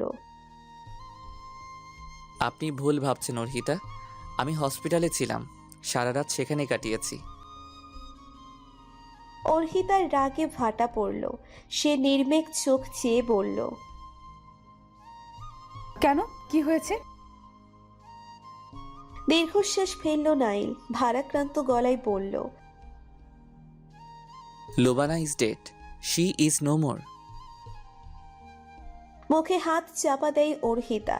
তার চোখে স্ফীত ধারা পুনরায় বেখিয়ালিভাবে ঝরতে লাগলো। নাইল ধীর গলায় বলল, হঠাৎ করে ওর হার্টবিট বাড়তে শুরু করলো, তারপর কমতে। ডক্টর অনেক চেষ্টা করেছে, কিন্তু আর বলল না নাইল। বুক ভার হলো তার। অর্হিতা ঝড়ের রাতের নিরোহারা পাখির মতো ছটফটাতে লাগলো। মৃত্যু আর কত দেখবে সে? ছুটে আসেন নওশাদ সাহেব। হাঁপাতে হাঁপাতে বললেন, নায়েল। নাইল গলায় দৃঢ়তা নিয়ে বলল, সরি বাবা, আমার আর কিছুই করার নেই। পিউলি তার পিছনেই ছিল। লোবানার মৃত্যুর কথা শুনে হাউমাউ করে কেঁদে উঠল। অর্হিতা হাঁটু ভাঁজ করে পিউলির সামনে বসে, চোখে মুখে হাত বলিয়ে বলল, কাঁদে না পিউ। পিউলি ঠোঁট ভেঙে বলল, লুবানা আন্টিকে বেশি ভালোবেসেছে, তাই নিয়ে গেছে। অর্হিতা মৃদু স্বরে বলল, এমন বলে না পিউ, আমাদের সবাইকে ভালোবাসেন। তিনি যখন যাকে চাইবেন তখন তাকে নিজের কাছে ডেকে নেন। কে বলেছে আমাদের ভালোবাসেন না? তার সকল বান্দাদের ভালোবাসেন, তার সৃষ্ট সকল জীবকে ভালোবাসেন। তিনি তোমাকেও ভালোবাসেন, যেমন তোমার মামুনিকে ভালোবাসেন। কেঁদো না, যা করেন আমাদের ভালোর জন্যই করেন। তোমার নিহি মামুনির বদলে তোমাকে আরেকটা মামুনি দিয়েছে তো, তুমি খুশি হওনি পিউ? তাহলে আর কেঁদো না। কিন্তু ছোট বাবুদের ভীষণ ভালোবাসেন। ছোট বাবুরা যা চায় তাদের তাই দেন। তুমি নিহি মামুনির জন্য আল্লাহর কাছে দোয়া চাইবে, লুবাবা আন্টির জন্য দোয়া চাইবে। নিশ্চয়ই তোমার কথা শুনবে। আচ্ছা। অর্হিতার গলা জড়িয়ে ধরে তার কাঁধে মাথা রাখে পিউলি। পিউলিকে কোলে নিয়ে উঠে দাঁড়ায় অর্হিতা। নাইলের দিকে তাকিয়ে বলল, ক্ষমা করবেন আমাকে, সেদিন রাগের মাথায় অনেক কিছু বলে ফেলেছি। আসলে জীবনে এত কিছু দেখেছি, সব কেমন ধোঁয়াশা মনে হয়। তবে মনে হচ্ছে আল্লাহ পাক যা করেছেন ভালোই করেছেন। সর্বদ্রষ্টা তিনি, যা আমার কাছ থেকে কেড়ে নিয়েছেন তার চেয়ে 3 গুণ বেশি ফেরত দিয়েছেন। তার উপর ভরসা রেখে আমি আশাহত হইনি। এবার ধৈর্য ধরুন, হয়তো লুবানার মৃত্যু আমাদের নতুন পথ দেখাবে। অর্হিতা দুঃখী চোখে চাইল নওশাদ সাহেবের দিকে, আত্মবিশ্বাসের সাথে বলল, চিন্তা করবেন না বাবা, আজ থেকে আপনার নাতির সম্পূর্ণ দায়িত্ব আমার। জন্ম না দিলেও ওর মা হয়ে উঠবো আমি, দোয়া করবেন। নওশাদ সাহেব বুক ভরা আশা নিয়ে তাকালেন অর্হিতার দিকে। এক পশলা সোনালি মেহি রোদের প্রভাত, দিগন্ত জুড়ে দিবাকরের খিলখিলানো হাসি, পল্লবে পল্লবে সমীরণের কুঞ্চন, এক বৃষ্টি স্নাত সতেজ ভোর। দিনের রোশনাইতেই মিলিয়ে গেল রাতের তুমুল বর্ষণ। মেহি রোদের ঝলমলে আকাশের নিচে মৃদুসিক্ত মৃত্তিকা বসার ঘরের কাউচে বসে আছে নাইল। মিহি রোদের ঝলমলে আকাশের নিচে মৃদুসিক্ত মৃত্তিকা বসার ঘরের কাউচে বসে আছে নাইল। তার ছড়ানো পা সেন্টার টেবিলের কোণ ঘেঁষে রাখা, পুরো পিঠ হেলিয়ে দেওয়া কাউচের নরম গদিতে, হাতে খবরের কাগজ। ডাইনিং টেবিলে বসে আছে পিউলি, তাকে খেতে সাহায্য করছে অর্হিতা। কিন্তু অর্হিতার আর চোখের সলজ্জ চাহনি একটু পরপর বিদ্ধ হচ্ছে নাইলের দিকে। নাইল নির্লিপ্ত। সায়রা নিজ কক্ষ থেকে বেরিয়ে আসলেন। একটা সিল্কের শাড়ি পরেছেন তিনি। নাইলের কাছে এসে বলল, আমার কিছু টাকা লাগবে নায়েল, একটা এতিমখানায় ডোনেশন দেওয়ার কথা ছিল। নাইল পিঠ সোজা করে মৃদু গলায় বলল, তুমি তাদের অ্যাকাউন্ট নাম্বার আমাকে মেসেজ করে দিও, আমি আমার অ্যাকাউন্ট থেকে ট্রান্সফার করে দেব। বিব্রত হলেন সায়রা, তবুও ঠোঁটে মুচকি হাসি রেখে বললেন, তোকে ঝামেলা করতে হবে না, চেক দাও, আমি তোদের বিয়ে দিব। অগত্যা নাইল রাজি হলো। নিচু কক্ষে গিয়ে চেক এনে তাতে সাইন করে দিল। হৃষ্ট গলায় বলল, কত লাগবে অ্যামাউন্টটা বসিয়ে নিও। তুমি কি এখনই যাবে? হ্যাঁ। আচ্ছা, তমালকে নিয়ে যেও, ও বাইরেই আছে। তোমাকে চিন্তা করতে হবে না, আমি আসি। সায়রা যেতেই আবারও সেখানেই বসে পড়ে নায়েল। অর্হিতার ক্যাটকেটে চাহনি, ঘড়িতে 10টা বেজে গিয়েছে। এখনো নায়েলের হেলদোল নেই। সে দিব্যি বসে আছে। পিউলির খাওয়া শেষ হলে নওশাদ সাহেব নাতনিকে নিজ কক্ষে নিয়ে যান। অর্হিতা রান্নাঘরে ঢুকেছে। একটা গাঢ় কমলা রঙের শাড়ি পরে টুকটুক করে হেঁটে আসে রীতি। খবরের কাগজ থেকে চোখ সরিয়ে তার দিকে গভীর চোখে তাকালো নায়েল। বিস্ময়কর গলায় পড়ল, এত সেজেগুজে কোথায় যাচ্ছ? রীতি শিশির সিক্ত হাসল, বলল, কলেজে আজ একটা প্রোগ্রাম আছে, তুমি অফিস যাওনি যে? এখন যেতে ইচ্ছে করছে না, যাব লাঞ্চের পর, একটা মিটিং আছে। নাইল গভীর মনোযোগ সহকারে রীতির আপাত মস্তক দেখে বলল, এই স্নিগ্ধ সকালে কমলা রং একদম মানাচ্ছে না। লাইট ব্লু শাড়ির সাথে হোয়াইট ব্লাউজ ভালো লাগতো, তোমারও কমফোর্ট ফিল হতো। গাঢ় রঙের তাপ শোষণ ক্ষমতা বেশি। ভিড় হবে নিশ্চয়ই, কলেজ প্রোগ্রাম বলে কথা, কত হ্যান্ডসাম ছেলেরা আসবে। কমলা রঙে ঘেমে গেলে পুরোই শীতে ঝরে পড়া শুকনো পাতার মতো লাগবে। রীতি ভোলা ভোলা চোখে চেয়ে নিরীহ গলায় বলল, তাহলে আমার আকাশি রঙের শাড়ি নেই। পিচ কালার দেখতে পারো। সেটাও নেই। তাহলে আর কি, টসটসা কমলা সেজে চলে যাও। রীতির মনটা বিষণ্ণ হয়। বান্ধবীদের সাথে ম্যাচিং করে এই শাড়িটা কিনেছিল, কিন্তু এখন মনে হচ্ছে একদম ঠিক হয়নি। রীতির চোখের উজ্জ্বলতা বাড়ে। রান্নাঘরের পাশে দাঁড়িয়ে আছে অর্হিতা। আশা নিয়ে তার কাছে গিয়ে বলল, তোমার কাছে আকাশরঙা শাড়ি হবে? অর্হিতার ইচ্ছে করছে এই মেয়েটাকে একটা ঠাটিয়ে চড় মারতে। তার আগে গিরগিটিটাকে। কত ঢং! তোমাকে লাইট ব্লুতে ভালো লাগবে, বেয়াদব গিরগিটি। মনের অবাঞ্ছিত চিন্তা ভুলে মুখে জোর করে কপট হাসি মাখে অর্হিতা। দুঃখী গলায় বলল, আমার আকাশরাঙা শাড়ি নেই। মনে মনে বলল, আছে, দেব না। শখ কত! ভারাক্রান্ত মন নিয়ে চলে যায় রীতি। শাড়ি পরাতে সে পটু নয়। গত 1 ঘন্টা ধরে ইউটিউব দেখে শাড়িটা পরেছে সে। ভেবেছে ভালো লাগবে, কিন্তু নায়েলের কথায় একদম চুপসে গেল মেয়েটা। রীতি নায়েলের কাছে এসে অনুনয় করে বলল, আমাকে একটু পৌঁছে দেবে? ঘরেই তো বসে আছো। নায়েল আপত্তি করে বলল, না, তমাল আছে বাইরে, খালাবনি ট্যাক্সিতে গেছে, তুমি গাড়ি নিয়ে যাও। এখন আর কোথাও যেতে ইচ্ছে করছে না আমার। ভারাক্রান্ত মন নিয়ে বাড়ি থেকে বের হয় রীতি। মধ্য দুপুর, সূর্যের প্রখরতায় ঝলসে যাচ্ছে বসুন্ধরা। তীব্র গরমে প্রাণ ওষ্ঠাগত।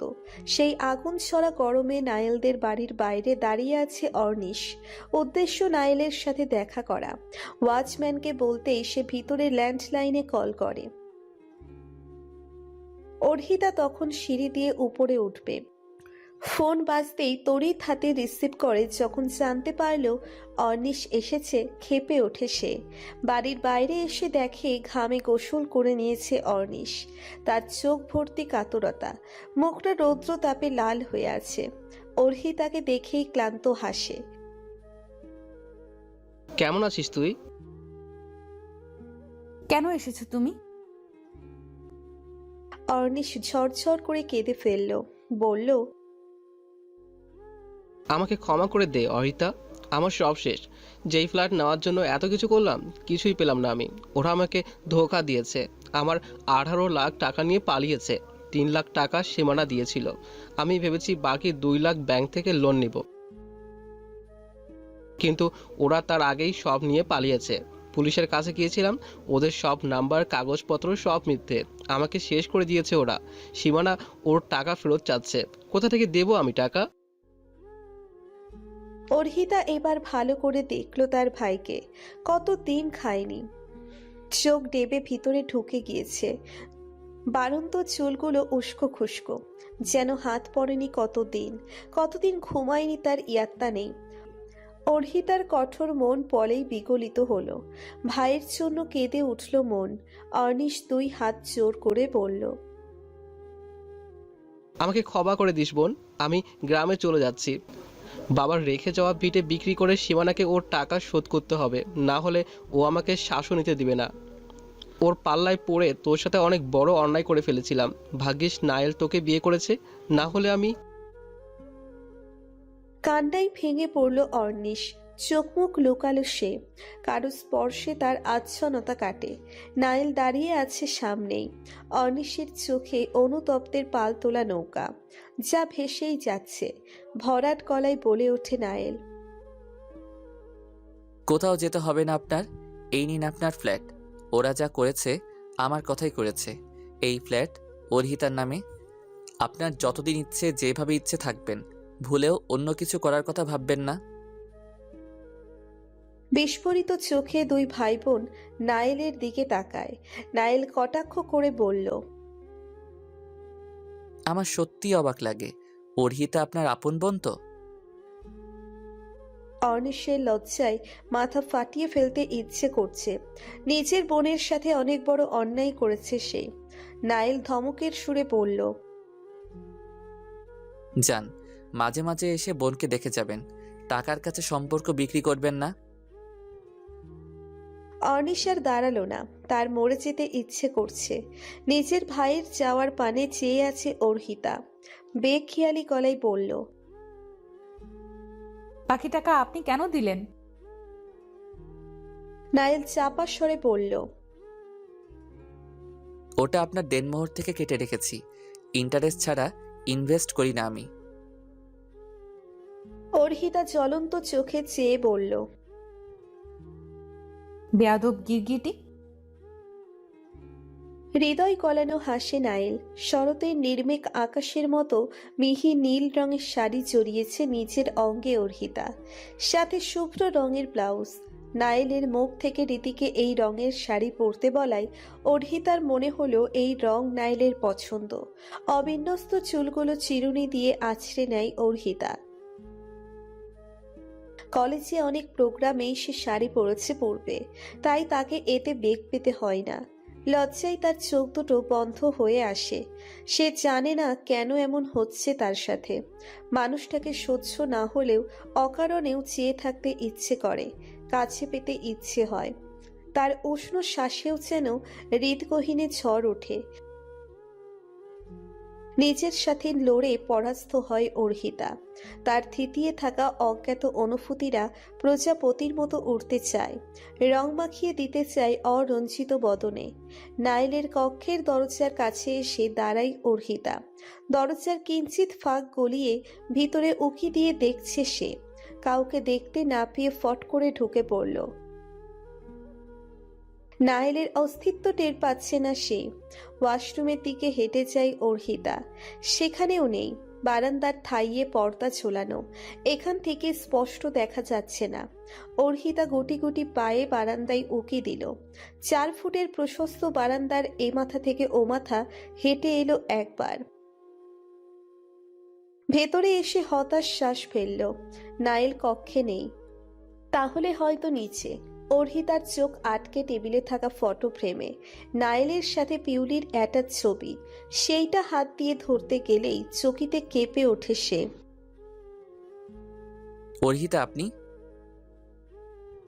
ঢোক গিলে তাকাই অর্হিতা। নাইলের কক্ষের একপাশে মসজিদে থাকা মেম্বরের মতো একটা জায়গা আছে, যেখানে আত্মপ্রান্ত পর্দা ঝোলানো। সরাসরি দেখলে মনে হবে জানালায় পর্দা দেওয়া, কিন্তু তাতে নাইলের জরুরি কাগজপত্রের একটা শোকেস রাখা। সেখানে কিছু একটা দেখছিল সে। পর্দা থাকায় অর্হিতা খেয়াল করেনি। না মানে আমি জি, আপনি আমার ঘরে কেন? কিছু লাগবে?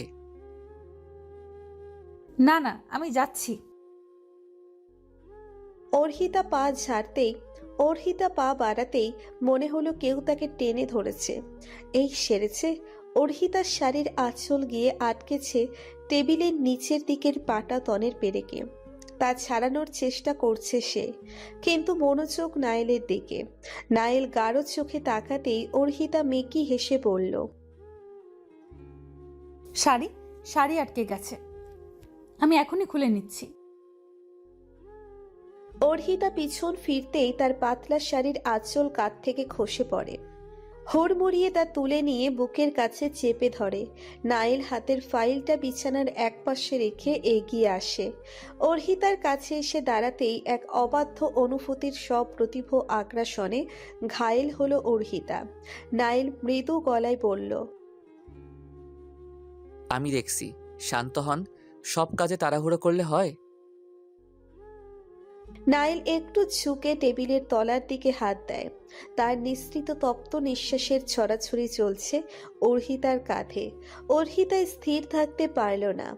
গুঁড়ো কাঁপুনি বিধ্বস্ত সে। নাইল আঁচলের কোণাটা বের করে আনে। অর্হিতা যেন নিমজ্জিত জলরাশি থেকে উঠে এলো। বুক ভর্তি শ্বাস নিল সে। নাইল সরে আসে। বিছানার কাছে সে নরম গলায় পড়ল, বললেন না তো কেন এসেছিলেন? মিসেস অর্হিতা তো এমনি এমনি কোথাও যাওয়ার পাত্র নয়। মাথা ফাটাতে এসেছিলাম, বুদ্ধু গিরগিটি। মনে মনে উচ্চারিত কথায় নিজেই গহন হাসল অর্হিতা। আজকাল তার কিছু একটা হয়েছে। সে মনে মনে রাগে, আবার মনে মনেই হাসে। নির্মল গলায় উত্তর করে অর্হিতা, কিছু না। কেন, আসতে নেই বুঝি? নিষেধ নেই, আপনার জন্য উন্মুক্ত। মহানিশাতেও এই ঘরের দরজা আপনার জন্য খোলা। আর আপনার মনের? চোখ তুলে তাকায় নায়েল। অর্হিতার তাচ্ছিল্য চাহনি আর বেহায়া হতে পারবে না সে। এই লোকটাকে কিছুই বোঝে না। রাগ হয় অর্হিতার। টলটলে চোখ দিয়ে দপদপ করে পা ফেলে দরজার কাছে যেতেই তাকে বিস্ময়ে নিমজ্জিত করে। পেছন থেকে জড়িয়ে ধরে নায়েল। অর্হিতা হিমালয় শৃঙ্গের মতো জমে যায়। শ্বাসরুদ্ধ করে নায়েলের শ্বাস শুনছে সে। নায়েল তার কাঁধে অথর ছোঁয়ায়। বিষাক্ত তীরের আঘাত পেয়েছে সে। অর্হিতার বাঁচা মুশকিল। নায়েল মোহগ্রস্ত গলায় বলল, শাড়িতে আপনাকে আরো বেশি সুন্দর লাগে। ইচ্ছে করলে রোজ পরতে পারেন, আমার সমস্যা নেই। রোজ না পারলে মাঝে মাঝে কন্ট্রোল করে নেব নিজেকে। নায়েলের পুরুষালী গাঢ় স্পর্শ অর্হিতার অনাবৃত উদরে। ঝড়ের বেগে পেছন ফিরে নায়েলের বুকে মুখ গুজে শ্রান্ত গলায় বলল, পরব, আপনি বললে প্রতিদিনই পরব। নায়েল দুই হাতের বন্ধনে আড়ষ্ট করে অর্হিতাকে। সকল জড়তা সংকোচ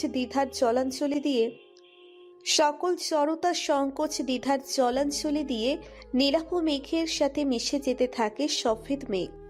অগোছালো বিছানায় উঠে বসে নায়েল। তার তন্দ্রালু ভাব এখনো কাটেনি। ক্লান্ত শরীরের অলসতা ছেড়ে ঘুমো ঘুমো চোখে ঘড়ির দিকে তাকায়। বিকেল 4টা। ইস, এত সময় কখন চলে গেল নাইল বুঝতেও পারল না। বিছানায় চোখ বুলিয়ে অর্হিতাকে পেল না। মেয়েটা নিশ্চয় চলে গেছে। নাইলের নাকের ডগায় এখনো অর্হিতার দেহ পিঞ্জরের সৌরভ স্লোগান দিচ্ছে। নাইল মুচকে হাসল। ভাবল মেয়েটা লজ্জায় হয়তো আজ আর তার সামনেই আসবে না। আর এখন নির্ঘাত বিছানার উপর গুটিসুটি মেরে বসে বলছে, বেয়াদব গিরগিটি। নাইল মোবাইল নিল। মেয়েটার লাজুক কণ্ঠ শোনার বড্ড লোভ হলো তার।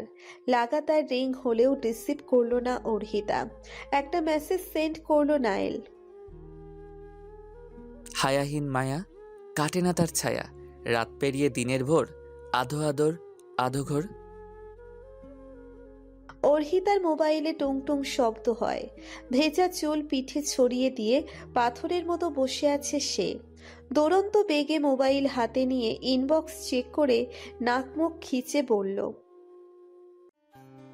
বেয়াদব গিরগিটি, বেশরম গিরগিটি। সময় চলে ধাবমান স্রোতস্বিনীর মতো। দোকুল ছাপিয়ে নিয়ে যায় সমস্ত বাধা বিপত্তি। সময়ের সাথে বদলায় সম্পর্ক, মিলিয়ে যায় ক্ষত, পরিবর্তন হয় মনের। অর্হিতা নাইলের সম্পর্কটাও তেমন। দা কুমড়ার সম্পর্ক এখন মিহি কুয়াশায় চাদর ঘেরা নব্য পল্লবের মতো। মেয়ে আর বাবাকে সামলে নিচ্ছে আপন ভঙ্গিমায়। বিছানার সাথে বুক লেপটে উপর হয়ে আছে পিউলি। মাথার একপাশে ঠেকিয়ে রেখেছে হাত। একটু কাত করা ঘাড়। সাদা কাগজে চলছে আঁকিবুকি। দায়িত্বপ্রাপ্ত শিক্ষকের মতো সামনে বসে আছে অর্হিতা। দরজায় শব্দ করে নায়েল। ছোট্ট করে পড়ল, আসতে পারি? অর্হিতা ভেঙচি কেটে বলল। মাথা আধটুকু ভেতরে গলিয়ে দিয়েছে নায়েল। পিউলির টসটসে চোখে বাবার দিকে তাকায়। অধরে খেলে যায় প্রফুল্ল হাসি। নায়েল দরজার পাল্লাই ধরে পড়ল, এতটাও ম্যানারলেস নই। হ্যাঁ, কতটা ম্যানারফুল তা আমার জানা আছে। ফিচেল হাসে নায়েল। ভেতরে এসে দৃঢ় হয়ে যায়। পিউলি একাগ্র চিত্তে কিছু একটা রং করছে। নায়েল মোলায়েম স্বরে প্রশ্ন করে, এটা কি এঁকেছো পিউ? পিউলি কাল ভর্তি হাসে, বলল, নিহি মামুনি আর মামুনি। নায়েল ভালো করে লক্ষ্য করলো পিউলি একটা স্টার এঁকেছে, যার মোটা বর্ডার করা, গাঢ় হলুদ রঙে রাঙানো তা। নিচে এলোমেলো অক্ষরে লেখা নিহি মামুনি। তার পাশেই একটা গোলাকার বৃত্ত। বৃত্তের নিচের দিকে একটা সোজা রেখা, দুপাশে দুটো ঢালু রেখা, যা হাত নির্দেশ করে। তার নিচে অর্হিতা মামুনি লেখা। নাইল সেটা দেখেই সশব্দে হেসে ওঠে। চোখ রাঙিয়ে চাইল অর্হিতা, কাষ্ঠ গলায় বলল, হাসছেন কেন? নাইল ঠোঁট চেপে ধরে বলল, আপনাকে এখানের চেয়ে ছবিতে বেশি সুন্দর লাগছে। অর্হিতা ছবিটার দিকে তাকিয়ে কপাল কুঁচকায়। নাইল নিচু হয়, হাতের ভর দিয়ে ঝুঁকে অর্হিতার কানের কাছে ফিসফিসিয়ে বলল, আপনি কিন্তু আসলেই সুন্দর। টুপ করে অর্হিতার গালে চুমু খায় নাইল। অর্হিতা তপ্ত চোখে তাকায়। সোজা হয় নাইল, গা দুলিয়ে হেসে ওঠে, সরব চোখে তাকায়। অর্হিতা শ্লেষাত্মক গলায় বলল, মেয়ের সামনে সাধু বিড়াল, আমি মাছ খাই না, আড়াল হতেই জেলে ভাই 3 দিনও পাই না। নাইল ঠোঁট কামড়ে হাসে, পাল্টা জবাবে বলল, মেয়ের সামনে সব বাবারাই সাধু বিড়াল। মেয়ের উপযুক্ত বয়স হলে সে বুঝে যাবে বাবা সাধু বিড়াল হলে তার আসা মুশকিল। অর্হিতা অপ্রতিভ হাসে। পিউলি চিবুকের নিচে 2 হাত দিয়ে ভাঙা ভাঙা গলায় বলল, সাধু বিড়াল কি পাপা? অর্হিতা চট করেই বলল, যে বিড়াল মাছ খায় না। পাপা তো মাছ খায়। ফিক করে হেসে ফেলে অর্হিতা। অপ্রস্তুত হয় নাইল। মেয়ের সামনে ইজ্জতের ফালুদা করে ছাড়বে মেয়ের মা। নাইল প্রসঙ্গ পাল্টাতে বলে ওঠে, রাতে ফ্রি হবেন কখন? অর্হিতা শক্ত গলায় বলল, হব না। অধৈর্য গলায় বলে ওঠে নাইল। হবেন না মানে? নাইলের দ্রুত গতির স্বরে পিউলি মাথা উঁচু করে তাকায়। বিব্রত হয় নাইল। মেয়ের দিকে তাকিয়ে রয়ে শুয়ে পড়ল। না মানে পাপা বলছিলাম পড়া শেষ হলে মামুনি কখন ফ্রি হবে তাই জানতে চাচ্ছি। পিউলি শুকনো গলায় বলল, পড়া শেষ হলে আমরা স্টোরি বুক পড়বো, তুমি যাও পাপা। অর্হিতার দিকে মৃদু চোখে তাকায় নাইল। অর্হিতা ফিচেল হেসে বলল, যেতে পারেন মিস্টার গিরগিটি, আজ আমরা স্টোরি বুক পড়ব, সময় নেই আর। নাইল নবনীয় গলায় বলল, এটা কিন্তু অন্যায় মিসেস অর্হিতা। যা খেয়েছেন ওটা দিয়ে আজ পেট ভরুন, আর কিছু হবে না।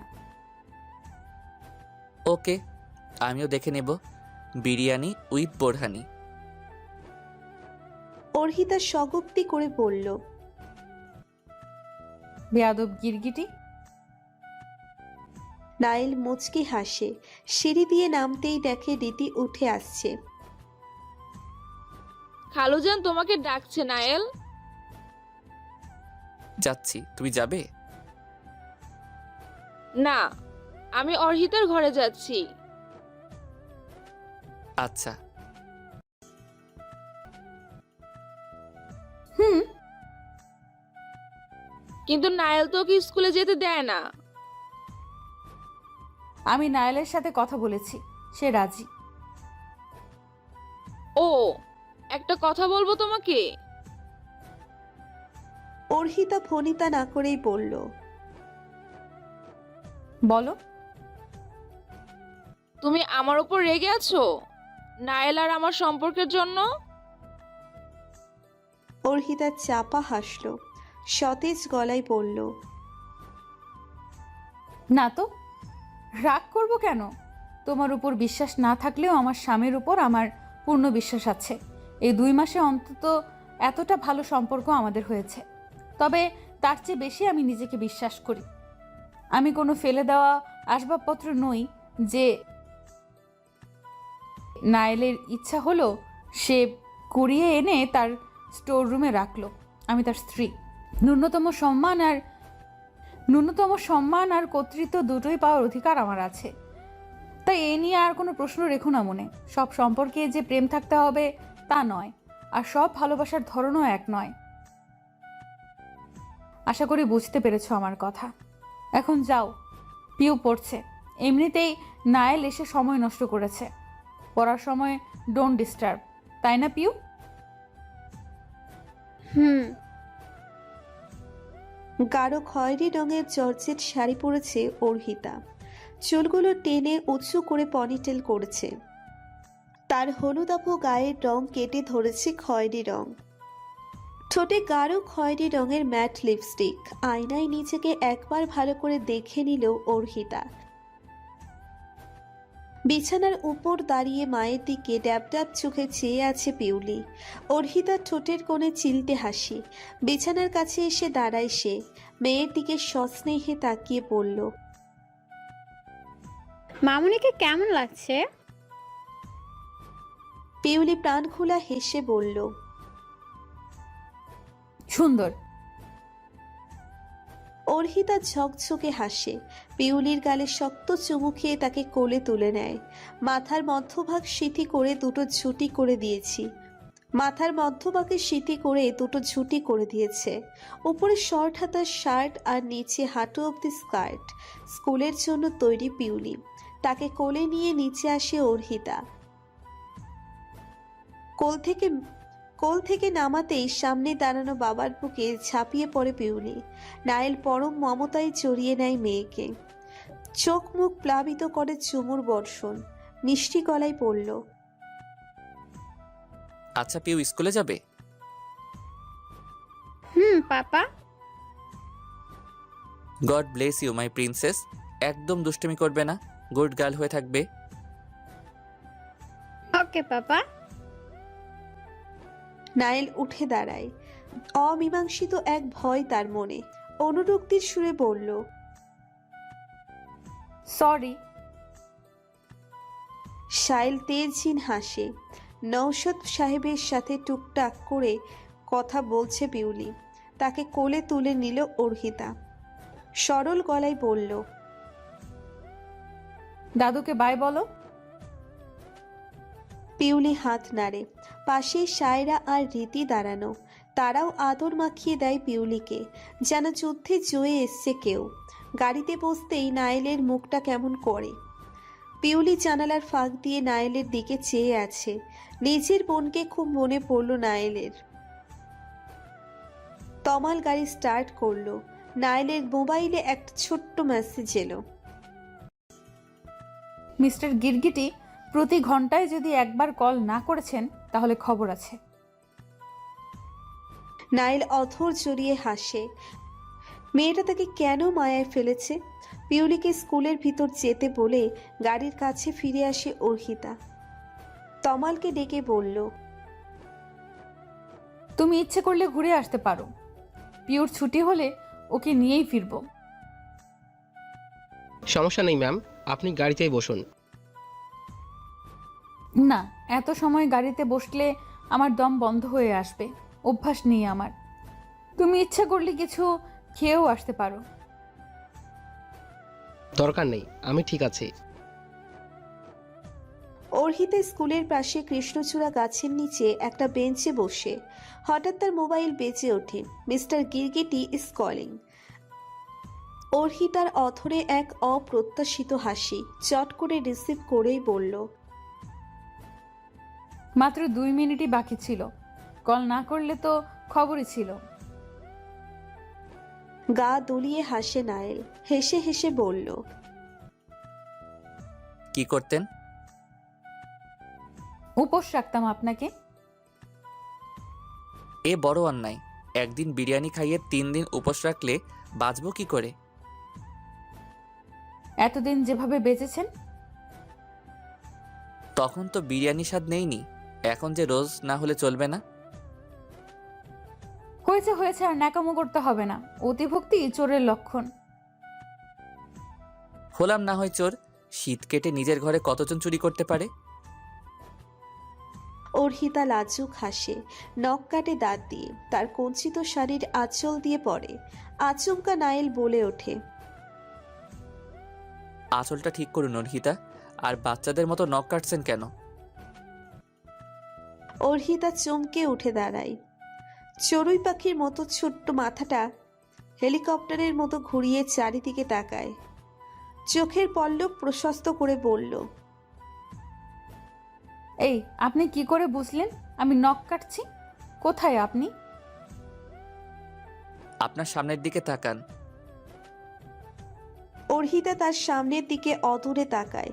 দুটো গাড়ির মাঝের জায়গায় দাঁড়িয়ে আছে নায়েল। অর্হিতার অধর বিস্তৃত হয়, শিহরিত হয় মন, ছুটে আসে নায়েলের কাছে। বিস্ময় নিয়ে তাকে জড়িয়ে ধরতে গেলে নায়েল বাধা প্রদান করে। অর্হিতা, এইটা রাস্তা। ও সরি, বেশি এক্সাইটেড হয়ে গেছিলাম কি না? আপনি এখানে কেন? অর্হিতার চোখে মুখে ঝলমলে পড়ন্ত সূর্যের রোশনাই দুলে যাচ্ছে, কেঁপে যাচ্ছে আখিপুট, অনুরণন হচ্ছে ওষ্ঠাধরে। মেয়েটার এই সরলতায় বারবার প্রেমে পড়তে ইচ্ছে হয় নায়েলের। প্রেমে তো সে পড়েছে। তার হাজার জামিনীর ঘুম কেড়ে নিতে এই মেয়ের এক ছোঁয়াই যথেষ্ট। পাশের রেস্টুরেন্টে বসা যাক। চলুন। কফিতে চুমুক বসেই অর্হিতা। তার দিকে নিমেষহীন চেয়ে আছে নায়েল, চাহনিতে স্থিরতার সাথে ঘোর।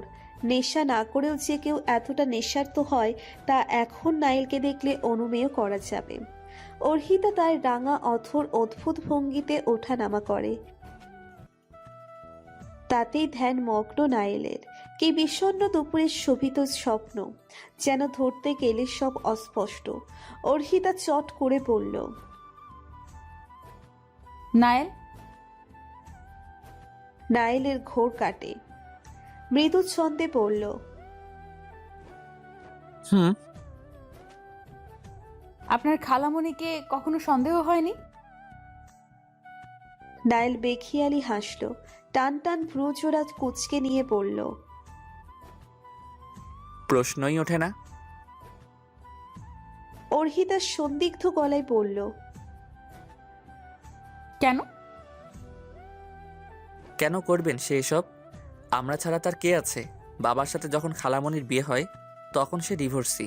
আমি খালামণি ডাকলেও নিহিতা তাকে আম্মু বলেই ডাকতো। খালামণি কখনো আমাদের অনাদর করেননি। একটু কঠিন স্বভাবের, কিন্তু মনটা নরম। খালামণি না থাকলে পিউকে একা সামলাতাম কি করে? অর্হিতা চেপে যায়। কোথাও না কোথাও তার শায়েরাকে সন্দেহ হয়। পরক্ষণে মনে হয় সেও তো সৎ মা, সেও তো পিউলিকে জন্ম দেয়নি। তো নায়েল নিষ্কম্প গলায় বলল, জন্ম না দিলেও নিজ সন্তানের মতোই আমাদের ভালোবেসেছেন খালামণি। তার উপর দয়া করে আঙুল উঠাবেন না। বিক্ষিপ্ত গলায় বলে ওঠে অর্হিতা। রাগ করছেন কেন? আমি কি কিছু বলেছি? শুধু জানতে ইচ্ছা হলো তাই বললাম। It's okay, I understand. বেশ কিছু সময় দুজন রেস্তোরাঁতে কাটায়। পিউলির ছুটির সময় হতেই বেরিয়ে আসে সেখান থেকে। পাশাপাশি হাঁটছে দুজন। হেলে পড়া সূর্যের তীর্যক রশ্মি কপাল বেয়ে নামছে। তাদের পাশ দিয়ে দুটো মেয়ে হেঁটে চলছে। একজন পরেছে জিন্সের সাথে কুর্তি, অন্যজন ফুল স্লিভ শার্ট। মেয়ে দুটো একবার তাদের দিকে তাকালো, নায়েলের দিকে তাকিয়েছে। মেয়ে দুটো একবার তাদের দিকে তাকালো। সন্দেহবাতিক অর্হিতার মনে হলো তারা নায়েলের দিকে তাকিয়েছে। ডেনিম প্যান্টের সাথে সাদা শার্ট পরেছে নায়েল। তার শার্টের উপরের দিকে দুটো বোতাম খোলা, তার বাদামি বর্ণের বক্ষস্থল স্পষ্ট দেখা যাচ্ছে। ফট করে দাঁড়িয়ে যায় অর্হিতা, নায়েলের সামনে এসে দাঁড়ায়। অর্হিতার এহেন কাণ্ডে ভ্রু কুটি করে নায়েল। শার্টের বোতামে হাত লাগিয়ে বলে, আমার জিনিস শুধু আমিই দেখব, অন্য কাউকে দেখাবো না।